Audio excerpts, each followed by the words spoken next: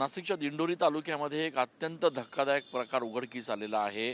एक दुर्दैवी अपघात या ठिकाणी झाला, ज्या अपघातामध्ये दरगोडे परिवारातले 9 लोक जे आहेत ते मृत्युमुखी पडलेले आहेत, ज्यामध्ये 6 लहान मुलांचा देखील समावेश आहे।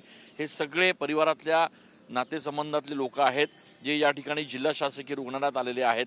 सगळ्यात महत्त्वाचं म्हणजे अनेक आक्षेप जे आहेत ते या नातेवाईकांचे आहेत। काय नेमकं तुमचं म्हणणं आहे? त्या विहिरीमध्ये पण याच्या आधी गाई वगैरे पडलेले आहे। त्या विहिरीची बांगडी पण छोटी 1 फुटाची, तिची हाईट पण मोठी पाहिजे होती आणि त्या विहिरीवर लवकरात लवकर कारवाई करून ती विहीर पूर्णपणे बुजवली पाहिजे। मुख्यमंत्र्यांना मी आवाहन करतो आणि पोलीस कमिशनरांना पण सांगतो की त्याच्यावर लवकरात लवकर काय असेल ती योग्य ती कारवाई करावी। कारण एकाच कुटुंबातले 9 जाणं ही खूप मोठी दुःखद घटना आहे। याच्यानी कुटुंबाला सावरण्याची संधी देव पण याच्यावर कारवाई लवकरात लवकर झाली पाहिजे। नेमकं झालं काय, गोंधळ झाला? काल कार्यक्रम संपल्यानंतर गाडी तिथून निघाली, विहीरचा अंदाज आला नाही आणि विहीरला कथाडा वगैरे संरक्षण भिंत वगैरे कसलं काहीच नसल्यामुळे ती विहिरीमध्ये सरळ गाडी गेली। तर आमचं सगळ्यांचं म्हणणं एकच आहे का त्या विहिरीला एक तर बुजवण्यात यावे, नाही तर संरक्षण कथाडा बांधून वरून जाळीचं कव्हर करावं। याच्या आधी बी त्याच्यामध्ये अनेक अपघात घडलेले आहेत, गाई म्हशी पण प्राणी पण पडलेले आहे। त्याच्यामुळे त्या विहिरीवरती लवकरात लवकर कारवाई करावी आणि ह्या कुटुंबियाला न्याय मिळावा एवढी आमची इच्छा आहे। ही घटना अतिशय दुर्दैवी, आम्ही गावाचे प्रतिनिधी गावातलेच आहे, असं व्हायला नव्हतं लागत, झालं।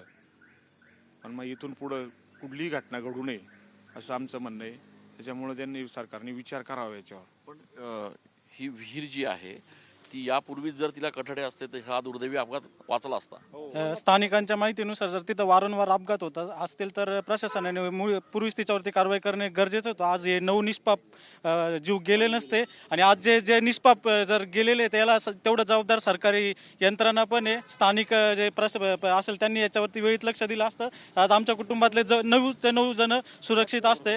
जर तिथं अतिक्रमण असेल तर आज त्याच्यावरती वेळीच कारवाई झाली पाहिजे, कुटुंबाला न्याय मिळाला पाहिजे आणि जे काही स्थानिक प्रशासन असेल लवकरात लवकर याच्यावरती तातडीने पावलं उचलून कारवाई केली पाहिजे। दरगोडे परिवारातले हे सगळे सदस्य आहेत, गावकरी आहेत, त्यांचा आक्षेप असा आहे की ज्या विहिरीमध्ये ही गाडी कोसळली ती विहीर अगदी रस्त्याच्या मधोमध आहे, त्या ठिकाणी विहिरीला कुठल्याही प्रकारचे कठडे नाही आहेत। यासोबतच त्या विहिरीच्या बाहेर सावधान किंवा इतर कुठले फलक नाही आहेत आणि त्यामुळे जर अशा पद्धतीनं अपघात झाला असेल तर त्याला प्रशासन देखील जबाबदार आहे।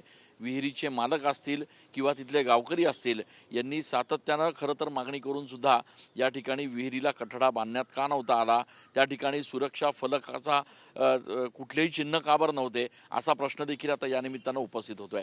कॅमेरा पर्सन गणेशसह मी चंदन पूजाधिकारी, TV9 मराठी।